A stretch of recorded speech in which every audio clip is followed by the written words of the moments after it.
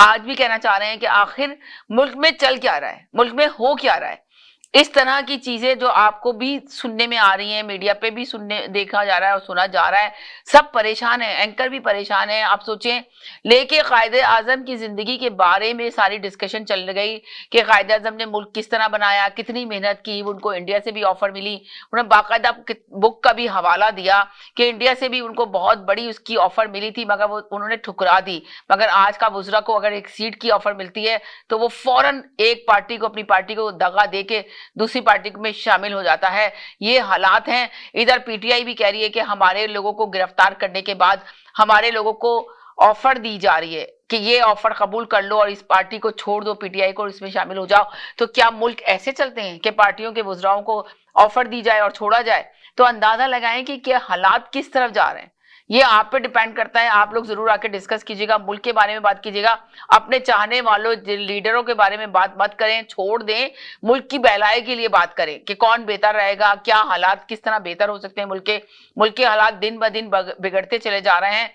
जलसा अब बता देंगे, अब होगा या नहीं होगा, कोई ज्यादा दिन नहीं रह गए, थोड़े से टाइम रह गया।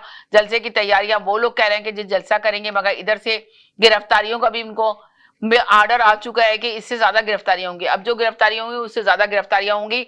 अब आप अंदाजा लगाएं कि पार्लियामेंट की लाइट तक बंद कर दी गई, लाइट ऑफ कर दी गई, नकाब पोश आके गिरफ्तार कर रहे हैं। कभी किस दौर में ऐसा हुआ? अगर आप लोगों के पास इल्म है, मेरे पास इस बात का इल्म नहीं है, अगर आपको इंफॉर्मेशन है कि किस दौर में ऐसा हुआ तो जरूर आके मेंशन कीजिएगा, जरूर बताइएगा, ताकि हम ये बात लाखों लोगों तक पहुंचा सकें कि जी हर दौर में जिस तरह आप लोग आके बताते ना, माजी में क्या हुआ था, माजी में भी यही हुआ था।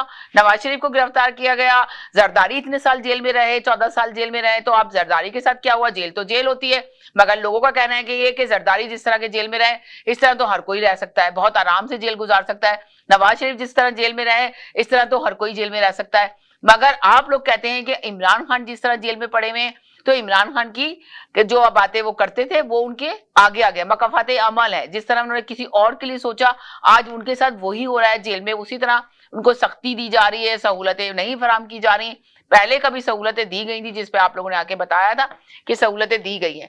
तो अगर आप लोगों को ये बात भी पता है तो जरूर आके बताइएगा। चले मैं लेती हूँ जैदी भाई को सबसे पहले। जी हेलो जी, अस्सलाम वालेकुम जैदी भाई, क्या हाल है आपके, कैसे हैं? आपने चौधरी साहब देर कर दी। अब मैंने जैदी भाई मेरे साथ पहले से थे तो अब उन्हीं को मैं बात करूंगी उनसे। जी हेलो जी, अस्सलाम वालेकुम। नहीं नहीं जैदी भाई आप बात कर लें चौधरी साहब से। चौधरी साहब आपने बात करनी है पहले? कर लेता हूँ। अच्छा भाई, चौधरी साहब को भी सुकून नहीं होता, चौधरी साहब कहते हैं मैं कर लूं सबसे पहले बात।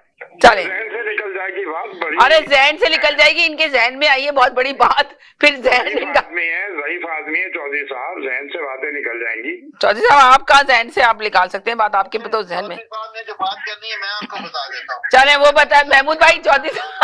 चौधरी साहब और महमूद भाई का बहुत बड़ी बातें एक दूसरे से मिलती नहीं है। चले जरा महमूद, चौधरी साहब एक सेकंड के लिए खामोश रहिएगा, महमूद भाई को बात करने दें, उसके बाद चौधरी साहब को लेती। जी बोलिए। अच्छा, बातें देख लीजिए। क्या बोले हैं? मैं बोलूं? नहीं चौधरी साहब, ये महमूद भाई बोल रहे हैं। जी बोले महमूद भाई। देखिए बात सुने, इन ऑल फेयरनेस, मैं ये मतलब ये नहीं कि मैं हुकूमत की फेवर कर रहा हूँ, लेकिन मैं ये कह रहा हूँ कि जी हमें जिक्र ये करना चाहिए था कि 4000 इंडियन जो हैं इलीगल बॉर्डर क्रॉस करके, अल्हम्दुलिल्लाह उसमें एक भी पाकिस्तानी नहीं है। 4000 इंडियन कनाडा से इलीगली पांव पे चल के वहां पे एक यूएस का बॉर्डर क्रॉस किया जो उन्होंने पकड़े हैं।